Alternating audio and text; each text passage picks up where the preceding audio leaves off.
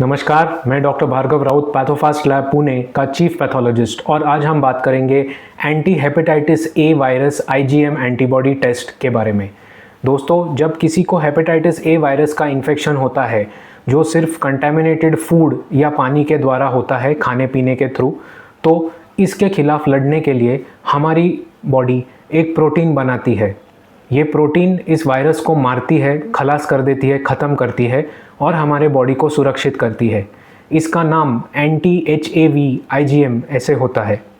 ये प्रोटीन अगर अपने ब्लड में अभी मिली तो इसका ये मीनिंग होता है कि इस पेशेंट को या इस मरीज़ को अभी फ़िलहाल रिसेंट पास्ट में ये हेपेटाइटिस ए इन्फेक्शन हो चुका है और ये टेस्ट का यही मेन यूज़ होता है ये डायग्नोस करने के लिए। आगे जाके मैं इस वीडियो में आपको इस टेस्ट के बारे में सब कुछ एक्सप्लेन करूँगा। ये कब दिखता है इन्फेक्शन के बाद, ये कब चला जाता है, इसका नॉर्मल रेंज क्या होता है, ये टेस्ट किसने करना चाहिए और ये कैसे किया जाता है, ये सारी जानकारी मैं आज इस वीडियो द्वारा आपको देने वाला हूँ। तो पहले जानते हैं कि ये हेपेटाइटिस ए आईजीएम टेस्ट होता क्या है। ये एक ब्लड टेस्ट है।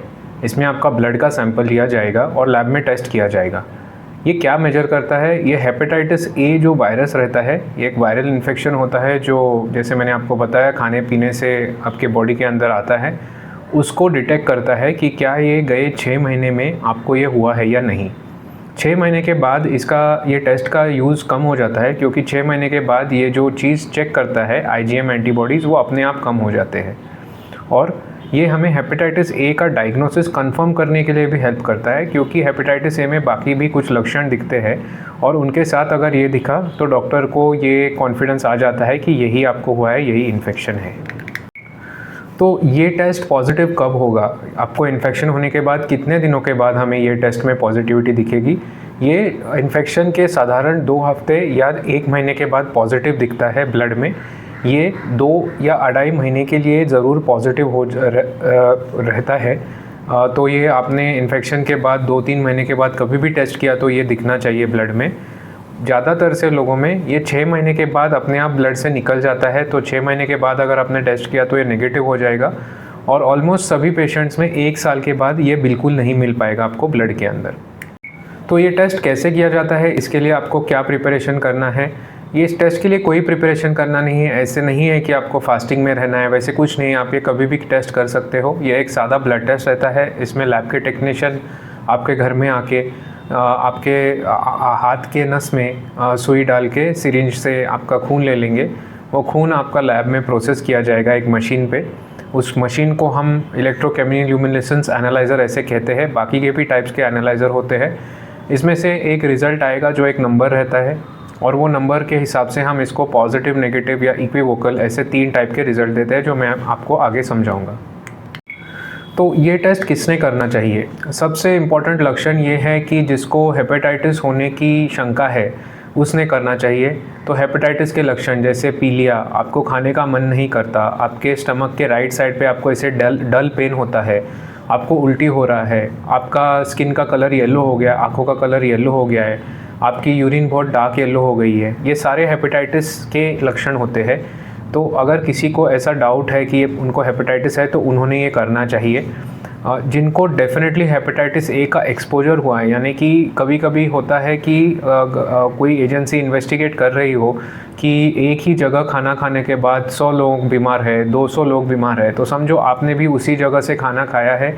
तो अब हमें ऑलरेडी पता रहता है कि वहाँ से कुछ वायरस फैला हुआ है। तो अगर आप ऐसे ग्रुप में हो तो भी आपको ये टेस्ट करना चाहिए, रूल आउट करने के लिए कि आपको भी ये हुआ है या नहीं। और लास्टली हॉस्पिटल में जो लोग काम करते हैं, क्योंकि ये लोग इन्फेक्टेड चीज़ों के साथ कांटेक्ट में आते हैं। हालांकि ये इन्फेक्शन सिर्फ खाने पीने और पानी से ही फैलता है, लेकिन हॉस्पिटल में ये सभी चीज़ें ज़्यादा होने का प्रमाण होता है। इसलिए हॉस्पिटल में जो लोग काम करते हैं, अगर हेपेटाइटिस ए पेशेंट के कांटेक्ट में आए हैं, कुछ खाने पीने में कुछ मिक्स हो गया है, तो डेफिनेटली उन्होंने भी ये टेस्ट करना चाहिए।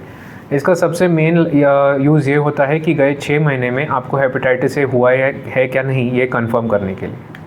तो इसका नॉर्मल रेंज क्या रहता है? इसका नॉर्मल रेंज नेगेटिव रहता है और एनालाइज़र में नंबर आएगा 0.8 पर CO से कम। अगर 0.8 से कम आया तो इसे नेगेटिव माना जाता है। 0.8 से लेके 1.2 तक अगर आया तो हम इसे ग्रे जोन या इक्विवोकल कहते हैं, यानी कि ये नीदर पॉजिटिव, ये पॉजिटिव भी नहीं है, नेगेटिव भी नहीं है और पेशेंट को ये टेस्ट रिपीट करने को बोला जाता है।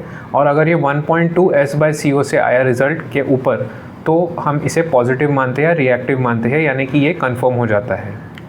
तो रिपोर्ट का मीनिंग क्या होता है? अगर आपका रिपोर्ट नेगेटिव आया तो आप ये ऑलमोस्ट श्योरली जान सकते हैं कि आपको हेपेटाइटिस ए का गए 6 महीने में एक्सपोजर नहीं हुआ है। लेकिन जैसे मैंने आपको बताया, ये टेस्ट को पॉजिटिव होने के लिए कुछ टाइम लगता है, जैसे 1 महीने तक। तो समझो आपको बाकी के सिम्टम्स है, आपके बाकी के लिवर टेस्ट अबनॉर्मल है, तो अगर ये टेस्ट नेगेटिव भी आया तो भी आपको और 1 महीने के बाद फिर से या और कुछ हफ्तों के बाद फिर से टेस्ट करना चाहिए। दूसरी चीज़, अगर ये पॉजिटिव आया तो ये कंफर्म होता है कि कभी ना कभी गए 6 महीने के अंदर आपको ये इन्फेक्शन हो चुका है। ये करंटली आपके बॉडी में फैल रहा है या नहीं ये नहीं बताता, बस इतना बताता है कि ये होके गया है। और तीसरी चीज़, अगर ये इक्विवोकल या ग्रे जोन में अगर आया तो हमें ये नीदर पॉजिटिव नॉन नेगेटिव, यानी पॉजिटिव भी नहीं है नेगेटिव भी नहीं है, तो क्या करना है, तो आपको 1 to 2 वीक्स के बाद फिर से टेस्ट रिपीट करना है। अगर ये सच में पॉजिटिव था तो मोस्ट प्रॉब्ली इसका वैल्यू बढ़ जाएगा, और अगर ये जस्ट फॉल्स पॉजिटिव था तो इसका वैल्यू अपने आप कम हो जाएगा। तो ये हो गए इसके रिपोर्ट के मीनिंग। कि कुछ पेशेंट्स को अगर कैंसर रहेगा तो कैंसर के वजह से भी बहुत सारे टेस्ट फॉल्स पॉजिटिव आते हैं। और तीसरी चीज़ है, एक एंटीबॉडीज़ रहती है जिनको हम हेट्रोफाइल एंटीबॉडीज़ कहते हैं। ये एक बहुत रेयर चीज़ होती है, लेकिन ये अगर आपके ब्लड में होगा तो इसके वजह से भी ये रिज़ल्ट फॉल्स पॉजिटिव आ सकता है।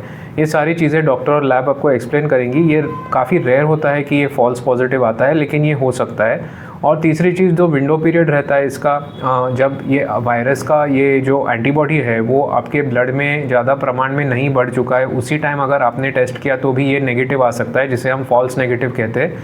मैंने ऑलरेडी आपको एक्सप्लेन किया है कि ऐसे हुआ और आपको बाकी के लक्षण रह गए तो आपको फिर से टेस्ट करनी ज़रूरत है।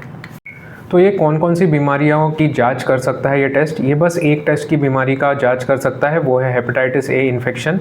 ये और कौन सी भी बीमारी की जांच नहीं कर सकता ये टेस्ट। ये सिर्फ इसकी यूज़ है, एक ही यूज़ है और कोई यूज़ नहीं होती इस टेस्ट की। आप इसके साथ साथ बाकी के कौन से टेस्ट कर सकते हैं? यूजुअली हेपेटाइटिस ए अगर किसी को सस्पेक्टेड है तो डॉक्टर्स आपको बाकी के लिवर फंक्शन टेस्ट करने के लिए बताएंगे।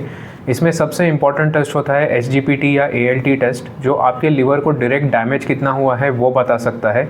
ये टेस्ट हेपेटाइटिस ए का डायग्नोसिस कंफर्म नहीं कर सकता, लेकिन हेपेटाइटिस ए के पेशेंट्स में ये काफ़ी बढ़ जाता है, और इसीलिए अगर ये भी बढ़ा हुआ है तो हम ये कंफर्म, यानी कि ये बाकी का एविडेंस देता है कि आपको हेपेटाइटिस हो सकता है।